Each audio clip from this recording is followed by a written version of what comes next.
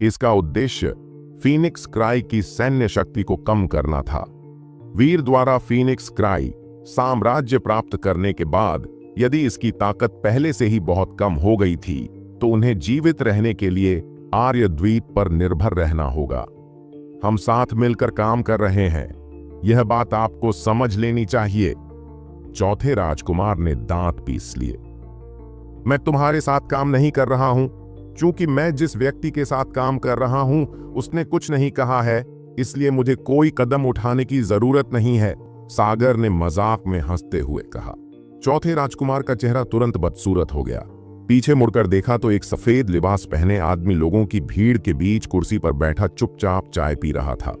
चौथे राजकुमार के दिल में चिंता की लहर दौड़ गई। उसी समय राघव विक्रम के युद्ध के मैदान में पहुंच गया। परिचित आकृति को देखते हुए राघव थोड़ा मुस्कुराया। क्या आप मुझे एक दे सकते हैं? विक्रम की तलवार तेजी से बढ़ी और एक ठंडी चीख के साथ वह बाकी तीनों से टकरा गया। वह कुछ कदम पीछे हटा और संतुष्ट होकर राघव की तरफ देखने लगा।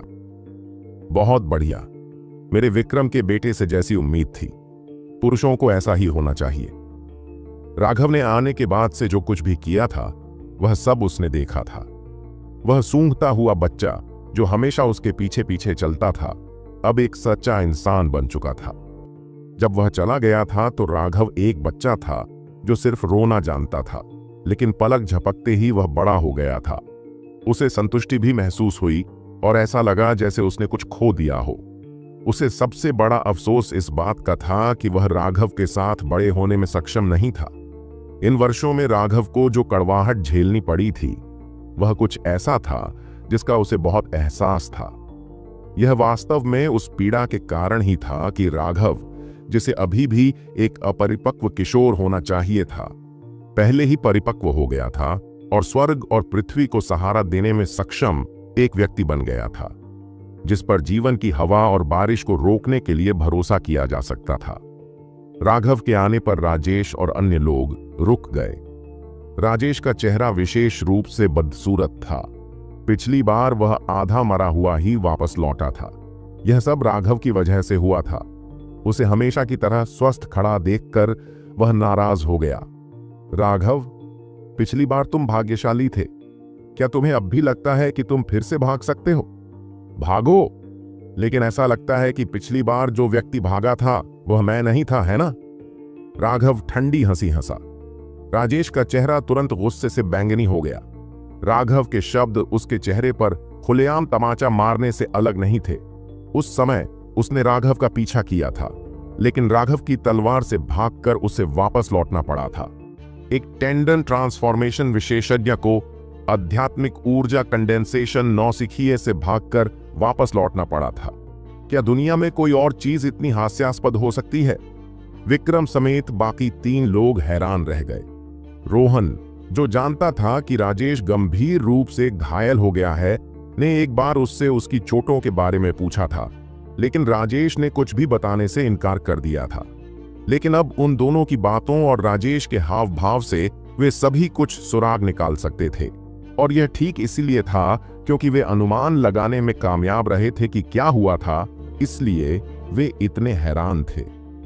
हाँ हाँ हाँ, मेरे विक्रम के बेटे को ऐसा ही होना चाहिए।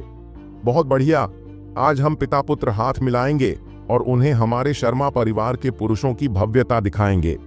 पब फ्यूचर द्वारा विज्ञापन विक्रम ने दिल खोलकर हंसा।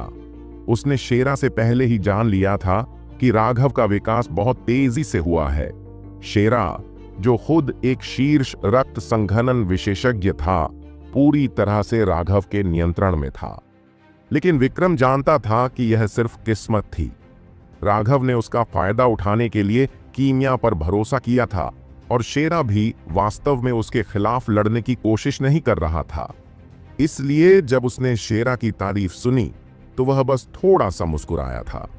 हालांकि राघव को युद्ध के मैदान में इस तरह से आते हुए, राजेश के भाले को कुचलते हुए, एक विशाल सेना के बीच से आगे बढ़ते हुए, जैसे कि कुछ भी नहीं था, अपनी भव्यता का प्रदर्शन करते हुए, वह जानता था कि यह कोई नकली नहीं था। इस तरह का स्तर कुछ ऐसा था जिसे केवल वही व्यक्ति प्राप्त कर सकता था जो बार बार मौत से बाल बाल बचकर आया हो। और अब उनके बीच हुई बातचीत से विक्रम को राघव का दबंग पक्ष दिखाई दिया। वर्तमान राघव में एक सच्चे विशेषज्ञ की छवि थी। स्थिति अभी भी उतनी ही निराशाजनक थी जितनी पहले थी, लेकिन अब जब राघव आ गया था तो विक्रम ने जश्न मनाया। वह यह भी देखना चाहता था कि उसका बेटा कितना मजबूत हो गया है। मैं पहले जाऊंगा, तुम सुरक्षा पर ध्यान दो, दिखावा करने की कोशिश मत करो। विक्रम ने चुपचाप उसे चेतावनी दी और फिर आगे बढ़ गया। उसके चारों ओर कई कृपाण की छवियां दिखाई देने लगीं। कृपाण की रोशनी एक लहर की तरह थी जिसने तुरंत उन तीनों को अपनी चपेट में ले लिया। जाहिर है विक्रम एक ऐसा व्यक्ति था जो अपने बच्चे की बहुत परवाह करता था। अब भी वह राघव को खतरे में डालने से डरता था। आखिरकार राघव अभी भी बहुत छोटा था। इस तरह की जिंदगी और मौत की लड़ाई बहुत खतरनाक थी। विक्रम की पीठ की ओर देखते हुए राघव को याद आया कि कैसे जब वह छोटा था तो उसके पिता उसकी मां की पीठ पीछे उसे गुप्त रूप से कुछ रोमांच के लिए पहाड़ों में ले जाते थे। एक बार राघव एक छोटे जंगली सुअर के खिलाफ तलवार चला रहा था। उसके पिता ने मोर्चा संभाला था जबकि वह बगल में खड़ा था और दोनों ने मिलकर उसे गिराने का काम किया था। अब 10 साल से ज्यादा बीत चुके थे। उसकी पीठ अभी भी नहीं बदली थी और वह अभी भी उतनी ही बड़ी और प्रभावशाली थी जितनी पहले थी। लेकिन उसके बालों के हल्के सफेद होने से राघव उदास हो गया। पिताजी, मैं पहले ही बड़ा हो चुका हूं, इस बार मुझे आगे बढ़ने दो। अपने 3 प्रतिद्वंद्वियों पर नजर डालते हुए राघव ने विस्फोटक ढंग से आगे बढ़ते हुए राजेश पर हमला बोल दिया। राजेश बहुत पहले से ही सतर्क था। अगर सवाल यह था कि यहाँ राघव को सबसे ज्यादा कौन समझता था, तो वह निश्चित रूप से वही था। वह अकेला व्यक्ति था जो जानता था कि राघव कितना शक्तिशाली था। अगर कोई भी उसकी कम उम्र के कारण उसे कम आंकता है तो वह निश्चित रूप से मौत को आमंत्रित कर रहा होगा। राघव को हमला करते देख राजेश ठहाके लगाकर हंसने लगा। एक कदम पीछे हटकर वह विक्रम के हमले के दायरे से पीछे हट गया। राजेश के चेहरे पर अजीब सी मुस्कान देखकर विक्रम घबरा गया। उसे अपने इस पुराने प्रतिद्वंद्वी की गहरी समझ थी। हालांकि उसकी युद्ध क्षमता उससे एक स्तर कम थी, लेकिन उसकी भयावह योजनाएं निश्चित रूप से भयानक थीं। यद्यपि वह नहीं जानता था कि उसकी योजना क्या थी, फिर भी वह सहज रूप से उस दिशा में तेजी से बढ़ गया, क्योंकि वह उससे युद्ध करना चाहता था। लेकिन रोहन और आर्यद्वीप के उस विशेषज्ञ ने विक्रम के इरादों को भांप लिया था। उन्होंने पूरी ताकत से हमला किया और उसे जबरन रोक दिया। राजेश के माथे पर नसें उभर आईं और एक अभूतपूर्व शक्तिशाली आभा उभरी। उसकी तलवार हिली और तुरंत एक शक्तिशाली विस्फोटक ध्वनि निकली जिसने आध्यात्मिक ऊर्जा तरंगों को उछाल दिया। पब फ्यूचर द्वारा विज्ञापन, सावधान, यह एक पृथ्वी वर्ग युद्ध कौशल है। विक्रम बहुत चौंक गया। उसने उम्मीद नहीं की थी कि राजेश इस समय पृथ्वी वर्ग की युद्ध कौशल का उपयोग करेगा। यहां तक कि एक टेंडन परिवर्तन विशेषज्ञ भी एक लड़ाई में केवल 2 बार ऐसी चीज का उपयोग करने में सक्षम होगा। पृथ्वी वर्ग के युद्ध कौशल भयावह रूप से भयानक थे, लेकिन थकावट की दर भी उसी हिसाब से बहुत बढ़िया थी। यह आपकी सारी आध्यात्मिक ऊर्जा को जल्दी से खत्म कर देगा और जब तक आपको मजबूर न किया जाए आप शायद ही कभी इसका इस्तेमाल करेंगे। और इसलिए इस बिंदु तक उनकी लड़ाई के दौरान उन चारों ने अभी तक किसी भी पृथ्वी वर्ग युद्ध कौशल का उपयोग नहीं किया था। ऐसा इसलिए था क्योंकि अगर वे इसके साथ किसी को मारने में कामयाब नहीं हुए तो स्थिति बेहद खतरनाक हो जाएगी। विक्रम ने अभी तक एक का उपयोग नहीं किया था क्योंकि वह अपने सामने तीनों को मारने में सक्षम होने के बारे में कभी भी निश्चित नहीं था। इसके अलावा 3 अन्य टेंडन परिवर्तन विशेषज्ञ भी थे जो उसे बगल से देख रहे थे, जैसे बाघ अपने शिकार का पीछा करते हैं, और इसलिए उन सभी ने अपने तुरुप के पत्ते बचाकर रखे थे। लेकिन अब राजेश ने उन तुरुप के पत्तों में से एक का इस्तेमाल सिर्फ राघव पर करने का फैसला किया। यह निश्चित रूप से विक्रम की उम्मीदों से परे था। यह सामान्य ज्ञान नहीं था। बेशक अगर विक्रम को पता होता कि राजेश राघव के हाथों लगभग मर ही गई थी, तो वह निश्चित रूप से ऐसा नहीं सोचता। राघव ने राजेश की मुस्कान को देखा और मन ही मन सोचा, तुम मुस्कुरा रहे हो, मुझे उम्मीद है कि तुम बाद में भी मुस्कुरा सकोगे। उसका समृद्ध सितारा सक्रिय हो गया और उसके शरीर की आध्यात्मिक ऊर्जा तेजी से प्रसारित होने लगी। उसके शरीर से आध्यात्मिक ऊर्जा की लहरें निकलने लगीं, यहां तक कि विक्रम और अन्य 2 लोग भी इससे चौंक गए। लेकिन जब तक उन्होंने उसके आभा मंडल में बदलाव महसूस किया, तब तक राघव पहले ही राजेश के सामने आ चुका था।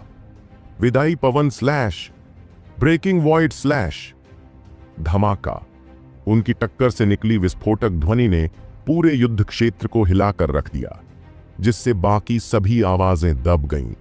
धरती कांप उठी, जिससे हर कोई लड़खड़ा गया। झटके ने उन्हें भयभीत कर दिया। लोग केवल उन दोनों को टकराते हुए देख पाए, इससे पहले कि आसमान में धूल का एक बादल छा जाता। यहां तक कि विक्रम और अन्य 2 लोग भी चौंक कर पीछे हट गए। एक व्यक्ति धूल से उड़कर कई बार जमीन पर लुढ़का।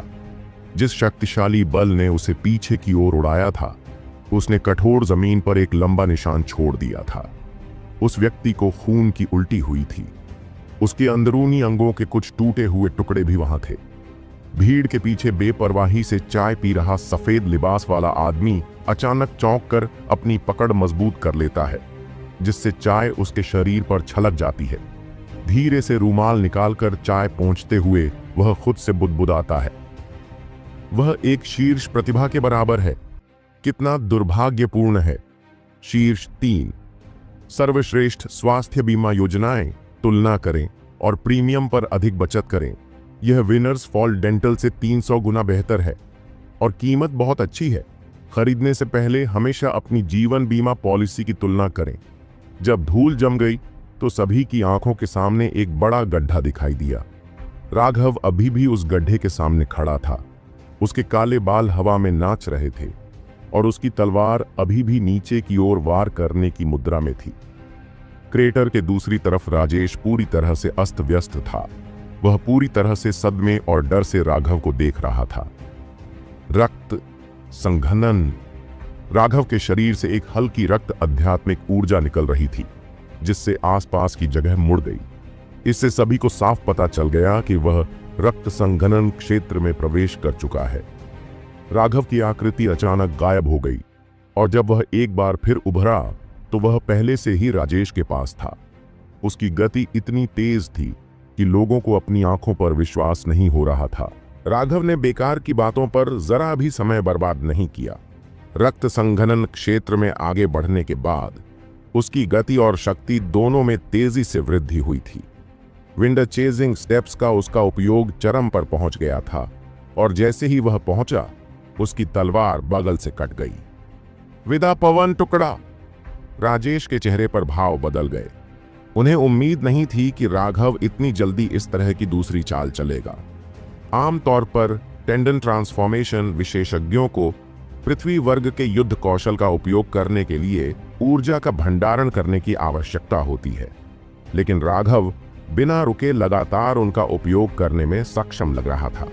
उनके पिछले आदान प्रदान ने राजेश को बुरी तरह घायल कर दिया था और राघव, जो वर्तमान चाल चल रहा था, वह आभा के मामले में थोड़ी भी कमजोर नहीं लग रही थी।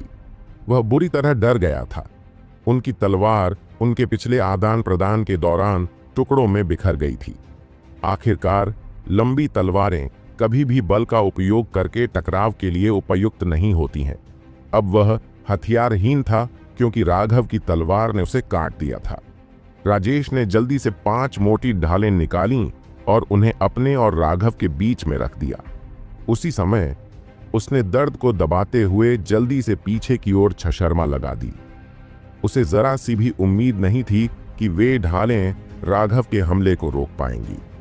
उसे बस इतना ही उम्मीद थी कि राघव के हमले की सीमा से भागने के लिए उसे पर्याप्त समय मिल जाएगा। धमाका।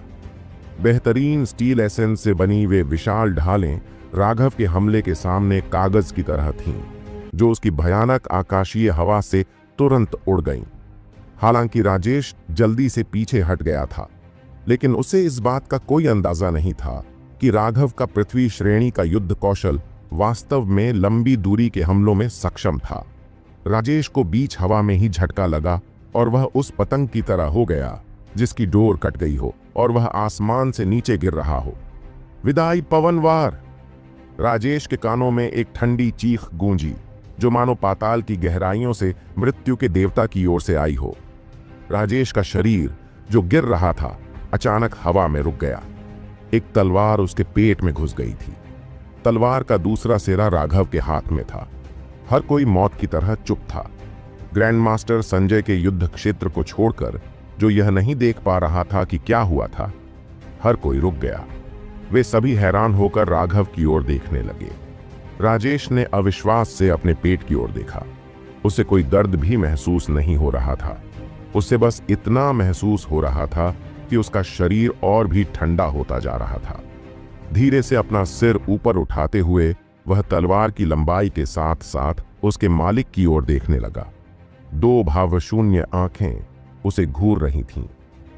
सोहम, जब तुमने मुझे मारने की कोशिश की थी तो मैंने पहले ही कहा था कि चूंकि मेरे पिता तुम्हारी उंगली काटने में सक्षम थे, इसलिए मैं तुम्हारा सिर भी काट दूंगा। उसने राजेश के पेट से अपनी तलवार निकाली और हवा में वार किया। एक सिर उड़कर जमीन पर गिर गया। जब शर्मा परिवार के लोग कहते हैं कि हम कुछ करेंगे तो हम उसे करते हैं। अब तुम्हें इस पर यकीन है ना? लिजो के आश्चर्यजनक वजन घटाने के पीछे की कहानी सब जगह सन्नाटा था। पूरे मैदान में सिर्फ राघव की आवाज गूंज रही थी। उसके दबंग शब्द एक बड़े हथौड़े की तरह थे जो लोगों के दिलों में धंस गए। अपनी तलवार पर झुके हुए जो जमीन में धंसी हुई थी, ऐसा लग रहा था जैसे वह दुनिया का अकेला व्यक्ति हो। यहां तक कि जब वह वहां बिना हिले डुले खड़ा था तो उसके प्रभावशाली तरीके से लोग आश्चर्यचकित हो रहे थे। अचानक उसने अपनी तलवार घुमाई और उस पर लगा खून झाड़ दिया। सबके देखते देखते वह चौथे राजकुमार के पास जाने लगा। जब वह चल रहा था तो उसकी तलवार जमीन पर घिसट रही थी। उसके भयानक वजन ने जमीन पर गहरा निशान छोड़ दिया था। जमीन को चीरते हुए उसकी हल्की आवाज लोगों के कानों में अविश्वसनीय रूप से तेज लग रही थी। चौथे राजकुमार के चेहरे पर भाव बदल गए। जब राघव ने उसकी ओर देखा तो उसकी पहली प्रतिक्रिया भय की थी। उसे लगा जैसे मृत्यु के देवता ने उसे जकड़ लिया हो। जाओ और राघव को मार डालो। इस समय सफेद वस्त्र पहने उस आदमी ने, जिसने अब तक कुछ नहीं कहा था, अपना चाय का प्याला नीचे रख दिया। एक पल सोचने के बाद उसने फिर कहा, अगर तुम उसे नहीं मार सकते तो तुम लोगों को भी अब जीने की जरूरत नहीं है। सागर का चेहरा बदल गया, लेकिन उसने पलटकर जवाब देने की हिम्मत नहीं की। चौथे राजकुमार की ओर ठंडी नजर से देखते हुए उसने अपने पीछे खड़े दो लोगों से कहा, जाओ। राघव आगे बढ़ ही रहा था कि तीन लोग उस पर टूट पड़े। वे सागर और दो अन्य टेंडन ट्रांसफॉर्मेशन विशेषज्ञ थे। उनमें से एक, जिसकी नाक अब नहीं बची थी, उसे विक्रम ने शुरू में ही मार डाला था। मर जाओ! वे तीनों जरा भी लापरवाह नहीं थे, क्योंकि उन्होंने राघव को राजेश, एक अनुभवी टेंडन ट्रांसफॉर्मेशन विशेषज्ञ, को सिर्फ 3 चालों में हराते हुए देखा था। उन्होंने अपनी पूरी ताकत से राघव पर हमला किया। सागर ने अपने हाथों में एक स्टील का भाला पकड़ रखा था जिस पर एक काली रोशनी चमक रही थी। उसने सबसे पहले हमला किया और एक कान फाड़ देने वाली ध्वनि गूंज उठी। दूर से विक्रम पूरी तरह से चौंक गया। हालांकि सागर आर्यद्वीप का सम्राट था, लेकिन उसकी साधना का आधार बहुत ऊंचा था। जब दोनों साम्राज्य एक दूसरे के खिलाफ युद्ध कर रहे थे, तब उसने एक बार उसके खिलाफ लड़ाई लड़ी थी, लेकिन उस समय दोनों में से कोई भी एक दूसरे से बराबरी की स्थिति में था और कोई भी बढ़त हासिल नहीं कर पाया था। बाद में सागर सिंहासन पर बैठा और दोनों साम्राज्यों के बीच संबंध बेहतर हो गए। फिर कभी ऐसा कोई संघर्ष नहीं हुआ।